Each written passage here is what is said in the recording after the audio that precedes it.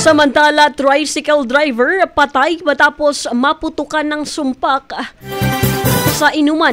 Ang buong detalye ng balita nasa linya sa Megavo Patrol number 36, RG De Chavez.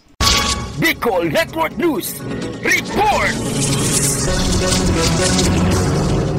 Patuloy ang investigasyon ng Irusin Municipal Police Station kaugnay sa isang trahedya na naganap sa Barangay San Agustin, Irusin, Sorsogon noong Sabado, Disyembre 14, 2024 kung saan isang 43 anyos na tricycle driver ang nasawi matapos aksidenteng matamaan ng sumpak. Kinilala ang biktima bilang si Ryan Esguera Guban, walang asawa at residente ng naturang barangay. Ayon sa mga otoridad, naganap ang insidente habang nakikipag-inuman ang biktima sa bahay ng suspect na si Joseph Lau Balaguer, 39 anyos, walang asawa rin at residente ng Barangay San Pedro, Irusin. Sa ulat ni Police Major Walter Jun Pidido, hepe ng Irusin Municipal Police Station, habang nagsasalo-salo ang dalawa, nagkaroon ng hindi pagkakaunawan na nagresulta sa agawan ng sumpak. Sa hindi inaasang pangyayari, pumutok ang baril at tinamaan si Guban sa dibdib na naging sanhi ng kanyang kamatayan. Samantala, matapos ang insidente, agad na sumuko ang suspect sa Irusin MPS habang inihahanda ang kasong isasampa laban kay Balaguer. Kasama mo sa pagbabalita sa Bicol Network News. Ito si Megavo Patrol numero 36, RG De Chavez, sa taktunay na serbisyo.